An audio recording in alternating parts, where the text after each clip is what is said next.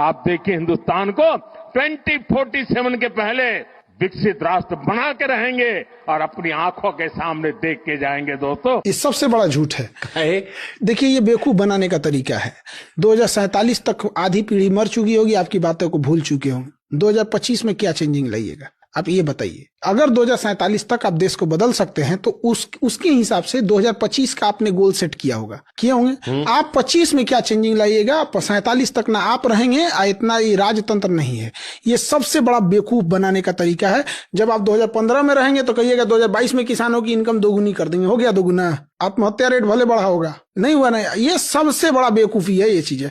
आज हमको क्या करना ये नहीं दिख रहा है। आज करप्शन है ये नहीं दिख रहा है, बाबर के समय का करप्शन दिख रहा है।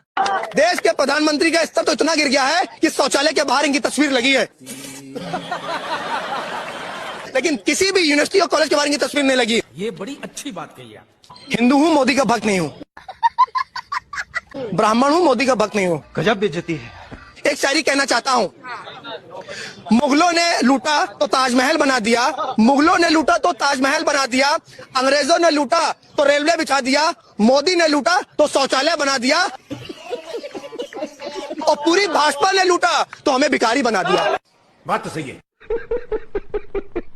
आप देखिए हिंदुस्तान को 2047 के पहले विकसित राष्ट्र बना के रहेंगे और अपनी आंखों के सामने देख के जाएंगे दोस्तों। कि अभी मैं गया था एक कार्यक्रम में तो बड़ी बातें चल रही थी कि 2047 तक हम देश को दुनिया का नंबर 1 देश बना देंगे। सबसे बड़ा झूठ चीज है, ये सबसे बड़ा झूठ है। देखिए ये बेवकूफ बनाने का तरीका है। 2047 तक आधी पीढ़ी मर चुकी होगी, आपकी बातों को भूल चुके होंगे। 2025 में क्या चेंजिंग लाइएगा आप ये बताइए।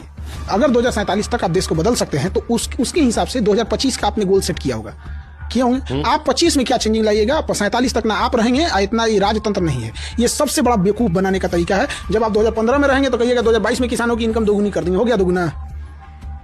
आत्महत्या रेट भले बढ़ा होगा, नहीं हुआ नहीं। ये सबसे बड़ा बेवकूफी है ये चीज है। आज हमको क्या करना ये नहीं दिख रहा है। आज करप्शन है ये नहीं दिख रहा है, बाबर के समय का करप्शन दिख रहा है।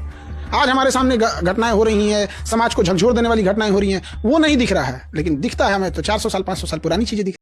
अगर केवल सरकार इतना कह दे कि हम एजुकेशन पर टैक्स हटा देते हैं, हम आपको गारंटी कर देते हैं चीन से लोग वापस पढ़ने आएंगे भारत में, इतना फीस सस्ता कर देंगे जैसे हैंसॉन्ग और फाहियान आया था, समझा गया।